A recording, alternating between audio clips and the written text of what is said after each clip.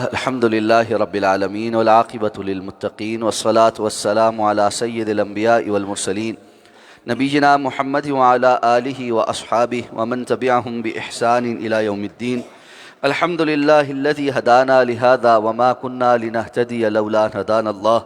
رب اشرح لي صدري ويسر لي أمري واحلل عقدة من لساني يفقه قولي. اللهم انفعنا بما علمتنا وعلمنا ما ينفعنا وزدنا علما.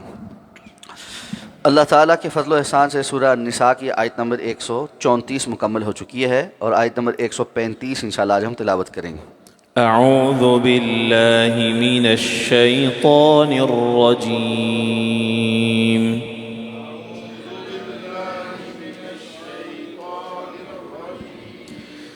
بسم اللہ الرحمن الرحیم.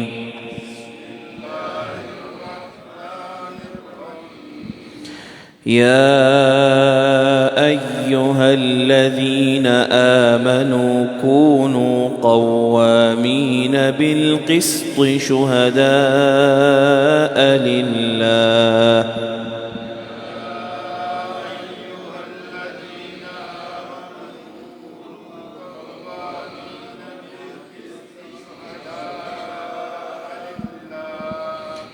كونوا قوامين بالقسط شهداء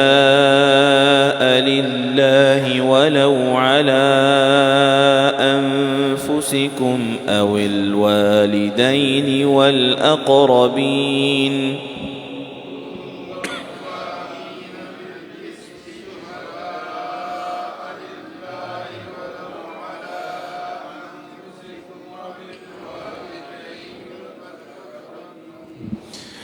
إن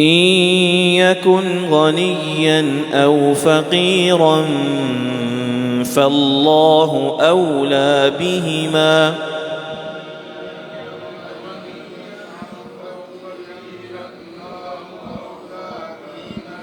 فلا تتبعوا الهوى أن تعدلوا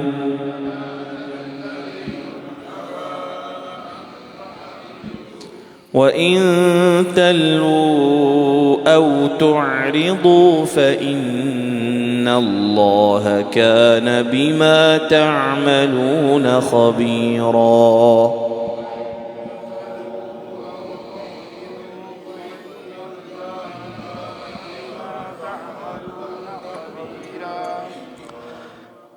یا ایہا الذین آمنوا، اے ایمان والو، کونوا قوامین بالقسط، بن جاؤ قائم رہنے والے پوری طرح سے انصاف پر، شہداء للہ، گواہی دینے والے اللہ کے لیے، ولو علی انفسکم، خواہ وہ تمہاری اپنی ذاتوں کے خلاف ہوں، او الوالدین، یا والدین کے خلاف، والاقربین، یا قرابت داروں کے خلاف. ان یکن غنیا، اگرچہ کہ وہ امیر ہو، او فقیراً،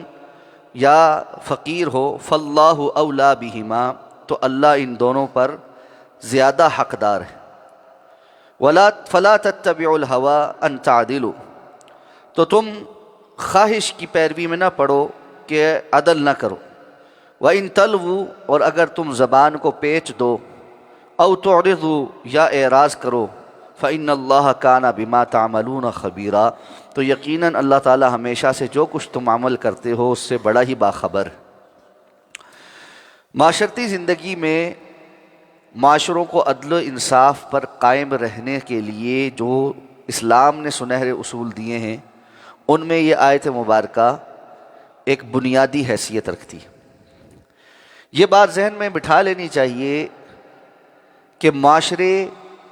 کفر پر تو چل سکتے ہیں کہ اللہ تعالیٰ ان کو مہلت دے دیتا ہے، لیکن بے انصافی پر اور ظلم پر اور لوگوں کے ساتھ زیادتی پر زیادہ دیر قائم نہیں رہ سکتے، اور جلد ہی ان کے معاملات کھٹائی میں پڑ جاتے. اس لیے یہ بات سمجھنی چاہیے کہ عدل و انصاف کے پیمانے پورے کرنا یہ اسلام کے بنیادی احکامات میں سے، اور انصاف جو واقعتاً انصاف ہو، جس کا جو حق ہے وہ اس کو ملے، اور انصاف کے معاملے میں لگی لپٹی کے بغیر صحیح اور سیدھی بات کرنا۔ اسی لیے اسلام نے دوسری جگہ حکم کیا دیا ہے، قولوا قولا سدیدا، ایمان والو ہمیشہ سیدھی بات کیا کرو۔ قول سدید کیا ہوتا ہے؟ قول سدید سچ بھی ہوتا ہے اور اس کے بولنے کی نیت اور انداز اور موقع بھی سچا ہوتا ہے، سیدھا ہوتا ہے، اس کے اندر کوئی ٹیڑھ پن نہیں ہوتا، بدنیتی نہیں ہوتی، الفاظ کا ایسا ہیج پیچ نہیں ہوتا جس سے بات بظاہر تو جھوٹی نہ لگے لیکن وہ سچ کو پس پشت ڈالنے والی ہو۔ تو اس لیے معاشرتی زندگی میں جو چند ضروری احکامات دیے گئے ہیں ان میں سے ایک حکم اس آیت میں ہے، فرمایا کہ تم بن جاؤ، کونو، ہمیشہ ایسا کرو، کانا ہم کہتے ہیں تھا یعنی ہمیشہ سے تھا، کونو یعنی مستقل مزاجی کے ساتھ یہ بات اپنا لو، تمہارا یہ مزاج بن جائے، اس سے ہٹ کر کچھ اور نہ کرو۔ قوامین بالقسط، قوامین یہ قائم رہنے کے معنی میں زیادہ مبالغے کے ساتھ بہت زیادہ انصاف پر قائم رہنے والے بن جاؤ۔ کونو اور قوامین دونوں کا معنی یہ ہے کہ پورے طریقے سے ہمیشہ انصاف کے تقاضوں کو پورا کرو، انصاف پر قائم ہو جاؤ۔ اور شہداء للہ، گواہی کے معاملے میں اللہ کے لیے گواہی دیا کرو، یعنی تمہیں یہ پتہ ہو کہ جو ہم گواہی دے رہے ہیں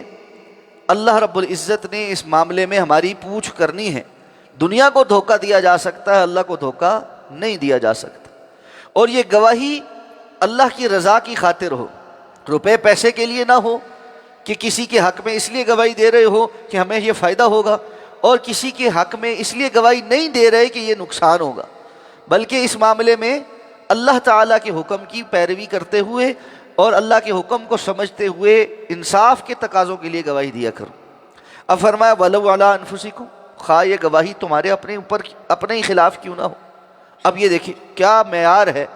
کہ بندے سے جب گواہی طلب کی جائے تو وہ اپنی ذات کے خلاف بھی گواہی اگر دینی پڑے تو دے رہا ہے کہ سچ بات یہ ہے، حق بات یہی ہے، میں نے یہ کام اسی طرح کیا ہے، فلاں نے یہ کام اسی طرح کیا ہے،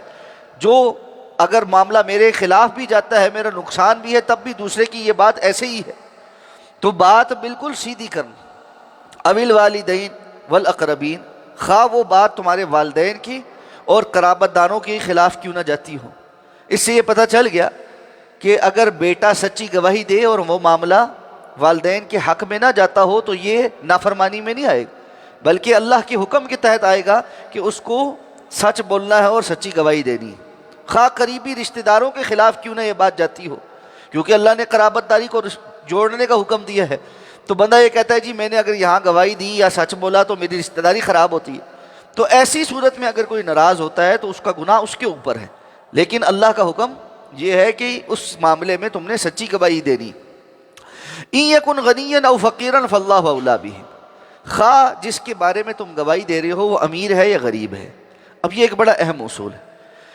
بسا اوقات انسان کسی کے حق میں اس لیے گواہی دیتا ہے یار یہ بڑا اثر و رسوخ والا بندہ ہے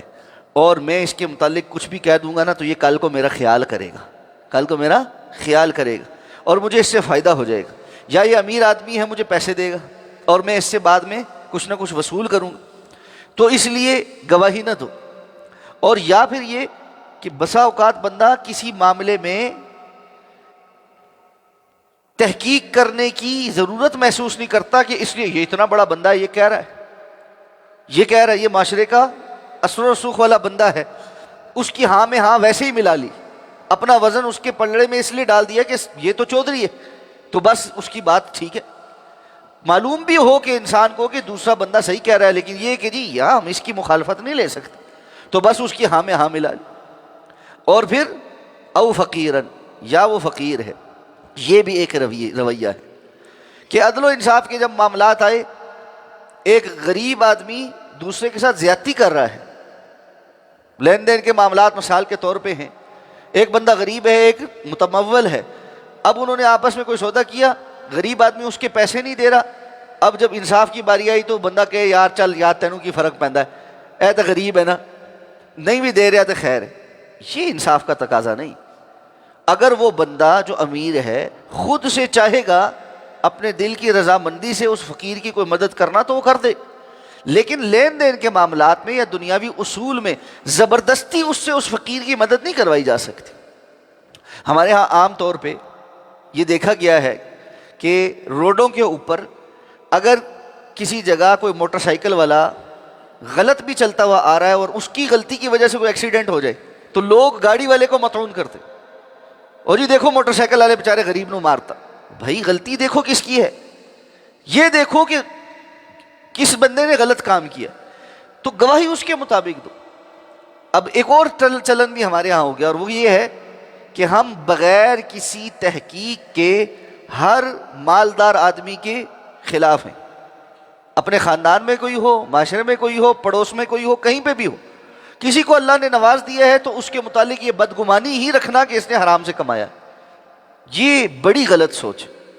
جس کو اللہ رب العزت نے جو مقام دیا ہے اس کے اس مقام اور مرتبے کا خیال کرنا۔ اللہ کے رسول صلی اللہ علیہ وسلم بھی لوگوں کو ان کے دنیاوی مقام اور مرتبے کے حساب سے ڈیل کیا کرتے تھے۔ انزل الناس منازلہ، لوگوں کو ان کو اللہ نے جو مقام اور مرتبہ دیا ہے اس کے مطابق ان کو ساتھ معاملہ کیا کر۔ تو لوگوں کو ان کی حیثیت کے مطابق جو اللہ نے دی ہے، ہاں یہ نہیں کہ اس حیثیت کا مطلب یہ ہے کہ غریب آدمی کو آپ لفٹ نہ کرائیں یا اس کو آپ جو ہے بالکل ہی اگنور کر دیں، ایسی بات نہیں، لیکن ہر کسی کا ایک معاملات ہیں، اس کے ساتھ ڈیل کرنے کے ایک اسلوب اور طریقہ ہے۔ تو اللہ کے رسول صلی اللہ علیہ وسلم نے بہت سارے افراد کے آنے پر قبیلے کے جو سردار ہیں ان کا استقبال اور طریقے سے کیا ہے، ان کو دینے دلانے میں یا تحفے وغیرہ دینے میں اور طریقے سے تحفے دیے ہیں کہ اگر ایک قبیلے کا سردار مسلمان ہو جائے گا تو اس کی رعایا ساری مسلمان ہو جائے گی۔ تو اس اعتبار سے دنیاوی حیثیتوں کا تعین اللہ نے جو کیا ہے، اور یہ اللہ نے قرآن میں بیان کیا ہے کہ ہم نے تم میں سے بعض کو بعض پر فضیلت دی ہے۔ تو اللہ کی طرف سے دی گئی یہ جو فضیلتیں ہیں، علم کی فضیلتیں ہیں، منصبوں کی فضیلتیں ہیں، معاشرتی حیثیت کی فضیلتیں ہیں، منصب کی فضیلت ہے، عمر کی فضیلت ہے۔ جیسے ایک بندہ بزرگ ہے اس کی ایک فضیلت ہے، اللہ کے رسول صلی اللہ علیہ وسلم اسی لیے فرمایا جو ہمارے چھوٹوں پر رحم نہیں کرتا اور ہمارے بڑوں کا احترام نہیں کرتا اور ہمارے علماء کا حق نہیں پہچانتا وہ ہم میں سے نہیں۔ اس لیے یہ فضیلتیں اللہ نے جو عطا فرمائی ہیں ان کا اعتبار رکھنا۔ تو یہ نہیں ہے کہ فقیر آدمی جو ہے وہ ظلم اور زیادتی کرتا رہے دوسروں کے ساتھ اور بعد میں مظلوم بن جائے کہ جی میں تو غریب ہوں، اور سارے لوگ اس کے ساتھ اس لیے کھڑا ہو جائیں کہ جی جو جس کے ساتھ ظلم ہوا ہے وہ امیر آدمی ہے۔ تو یہ کوئی طریقہ کار نہیں۔ معاشرے کا اصول یہ ہے کہ انصاف کا معاملہ انصاف کا ہوگا، خواہ امیر ہو خواہ غریب ہو۔ اور یہ بات ذہن میں رہنی چاہیے کہ غریبوں کو پیس کر امیروں کے ساتھ جو ہے لا قانونیت والا معاملہ کرنا کہ امیر جو کچھ مرضی کرتا رہے، قانون توڑ لے، خیر ہے۔ اللہ کے رسول صلی اللہ علیہ وسلم کی حدیث ہے کہ جب وہ ایک خاتون نے چوری کی اور وہ بڑے قبیلے کی، معروف قبیلے کی خاتون، اور آپ کے پاس سفارشیں آنے لگیں، اور اسامہ بن زید رضی اللہ تعالیٰ عنہ جو آپ کو بڑے محبوب تھے ان کو بھی سفارشی بنا کر بھیج دیا گیا، تو آپ کا چہرہ غصے سے سرخ ہو گیا اور آپ نے کہا کہ اگر محمد صلی اللہ علیہ وسلم کی بیٹی فاطمہ بھی چوری کرتی تو میں اس کا بھی ہاتھ کاٹتا، اور تم سے پہلے لوگوں کے ہلاک ہونے کی وجوہات یہی ہیں کہ ان میں اگر کوئی امیر آدمی کوئی قانون شکنی کرتا تو وہ اس کو چھوڑ دیتے، اور اگر کوئی غریب آدمی قانون شکنی کرتا تو اس کو وہ پکڑ لیتے اور سزا دیتے۔ تو اس لیے عدل و انصاف کے تقاضے پورے ہونے چاہیے۔ اور فرمایا کہ فلا تتبعوا الهوى ان تعدلوا فاللہ اولی بہما، امیر اور غریب سے زیادہ اللہ کا حق ہے کہ اللہ کا حکم پورا کیا جائے۔ تو اس بات سے ڈرو کہ تم اپنی خواہش نفس کے پیچھے چلتے ہوئے عدل و انصاف کے تقاضے چھوڑ دو، کہ بندے کی اپنا دل کا کوئی لالچ یا اپنا میلان اس کو اس طرف مجبور کرے کہ وہ فلاں کے حق میں فیصلہ کر دے۔ اب فرمایا وَإِن تَلْوُوا، اگر تم زبان کو پیچ دو، یہ پیچ دینا کیا ہے؟ الفاظ کا تروڑنا مروڑنا، بات کو ایسے بنا کر پیش کرنا کہ حقائق مسخ ہو جائیں، باتوں کو ایسے جوڑنا کہ کسی کے حق میں بات چلی جائے۔ تو رسول اللہ صلی اللہ علیہ وسلم نے فرمایا کہ تم میں سے بعض لوگ چرب زبان ہوتے ہیں اور بعض جو ہے وہ اپنے معاملے کو اچھے طریقے سے بیان نہیں کر سکتے۔ تو یاد رکھو اگر تم میں سے کوئی بندہ میرے پاس کوئی معاملہ لے کر آئے اور ان میں سے ایک بندہ اپنی چرب زبانی کی وجہ سے اپنے حق میں فیصلہ کروا لے جبکہ وہ حقدار نہیں ہے، تو وہ جان لے کہ وہ اپنے لیے جہنم کی آگ سمیٹ رہا ہے، جہنم کی آگ سمیٹ۔ تو یہ نہیں کہ عدالت نے ہمارے حق میں فیصلہ کر دیا جی بس اب تو چیز ہماری ہوگی، جبکہ پتہ ہے کہ جھوٹے کاغذات یا جھوٹی گواہیاں یا مینج کیا گیا ہے اس فیصلے کو، تو اللہ رب العزت کے ہاں یہ ساری باتیں کھل جائیں گی۔ او تعرضوا، یا تم اعراض کرو، یعنی اپنے میلان یا خواہش نفس کی وجہ سے گواہی دینے سے اعتراض کرو کہ اگر میں نے گواہی دی تو یہ تو میرے فلاں کے خلاف چلی جائے گی، یہ تو فلاں میرے فیورٹ بندے کے خلاف چلی جائے گی، یا میرا نقصان ہو جائے گا۔ تو اللہ نے فرمایا فَإِنَّ اللَّهَ كَانَ بِمَا تَعْمَلُونَ خَبِيرًا، تو جان لو کہ اللہ ہمیشہ سے جو کچھ تم کر رہے ہو اس کے بارے میں بڑا باخبر ہے، اور وہ مالک یوم الدین ہے۔ یوم تبلی السرائر، جس دن سارے چھپی ہوئی باتیں ظاہر ہو جائیں گی، اور جس دن اللہ نے حساب لینا ہے، اور اس دن کوئی بندہ جھوٹ بول کر یا خاموش رہ کر بچ نہیں سکے گا۔ زبان سے نہیں بولے گا تو اس کے ہاتھ بولیں گے، اس کے پیر گواہی دیں گے، اس کے اعضاء گواہی دیں گے۔ اس لیے دنیا کے وقتی فائدے کے لیے ہمیشہ کا نقصان برداشت کرنا یہ بہت بڑی بیوقوفی ہے، اور دنیا میں بسا اوقات مشکل مرحلے پر حق اور انصاف کے ساتھ کھڑے ہو جانا،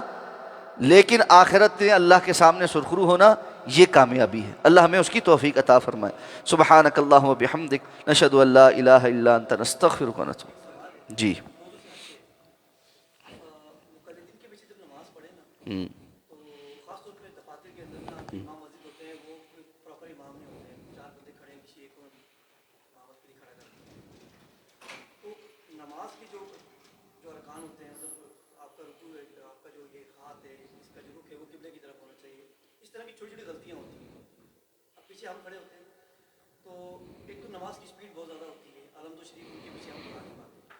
دوسرا وضاحت، نماز پڑھاتے ہوئے بھی ان کے جو کافی ساری غلطیاں ہوتی ہیں نماز میں، کیا ایسے بندے کے پیچھے نماز پڑھنا کے حوالے سے رہنمائی فرمائیں۔ ایک تو یہ کہ مستقل طور پر ایسے بندے کو امام نہیں بنانا چاہیے کہ جس کی نماز میں بہت ساری غلطیاں ہیں، اور جس کی وجہ سے نماز میں بسا اوقات نماز کی قبولیت یا عدم قبولیت کے مسائل پیدا ہو جائیں۔ اگر تو وہ صراحت کے ساتھ کوئی ایسی غلطی کرتا ہے جس سے نماز کی قبولیت اور عدم قبولیت میں فرق پڑتا ہے، جیسے رکوع سے اٹھ کر ابھی سر پورا اٹھاتا ہی نہیں، سجدے میں چلا جاتا ہے، کمر سیدھی نہیں کرتا، سجدے سے اٹھ کر کمر سیدھی نہیں کرتا، اتنا بھی نہیں بیٹھتا کہ کمر سیدھی کرے، اور بل فوراً سجدے میں چلا جاتا ہے، یہ تو واضح حدیث موجود ہے۔ جس بندے کو اللہ کے رسول نے فرمایا تھا ارجع فصلی فإنک لم تصل، جاؤ جا کے نماز پڑھو، تم نے نماز پڑھی نہیں۔ اور جب اس کی غلطی نکالی تیسری مرتبہ کے بعد، تو اللہ کے رسول نے یہی نکالی کہ تمہارے ارکان کے اندر اعتدال نہیں ہے، جب رکوع میں جاؤ تو پورا رکوع میں جاؤ، کھڑے ہو تو پھر پورا مکمل سیدھا کھڑے ہو۔ اس طرح سجدوں کے درمیان بھی آپ نے اس کو یہی تلقین کی تھی۔ تو اگر تو کسی کی سپیڈ اتنی ہے تو پھر تو اس کے پیچھے ایک نماز بھی نہیں ہوتی، لیکن اگر اس کی سپیڈ یعنی اتنی ہے کہ وہ اٹھ کر پورا بیٹھتا ہے، لیکن اس کے درمیان اذکار جو ہے وہ یا جو مسنون اذکار ہے وہ نہیں پڑھتا، اور جلدی چلا جاتا ہے، تو بہرحال اس کے پیچھے نماز تو درست ہے، لیکن اس کو مستقل امام نہیں بنانا چاہیے۔ اب ایسے میں کیا کریں؟ ایسے میں تھوڑا جلدی جائیں اور جا کر امامت کرائیں، طریقہ کار یہ ہے۔ مقلدین کی وجہ سے امامت نہیں کرا سکتے نا۔ میری ڈیوٹی ہے مثال بتا، میں آپ کو بتاؤں گا 9 فلور، پہلے فلور سے لے کے میں 9 فلور تک میں نے ہر امام کے پیچھے نماز پڑھنے کی کوشش کی، کسی ایک امام کے پیچھے بھی نماز تسلی سے میں نہیں پڑھ پایا۔ دیکھیں پورے 9 فلور میں بہت سارے اپنے ساتھی ہوں گے، آپ لوگ اپنی جماعت کا اہتمام کرنا شروع کریں۔ یہ میں آپ کو بتاؤں اس کا اور کوئی حل نہیں ہے، میں حقیقی بات آپ کو بتا رہا ہوں، آپ جتنا مرضی سمجھا لیں، جو کچھ مرضی کر لیں، اس کے علاوہ کوئی حل نہیں ہے کہ آپ لوگ صحیح طریقے سے نماز پر اپنے لوگوں کو اکٹھا کر کے اول وقت میں جماعت کرانی شروع کریں۔ وہ ایسے بھی تاخیر سے پڑھتے، تو آپ اول وقت میں جماعت کرائیں اپنی، یہی حل ہے اور کوئی حل نہیں۔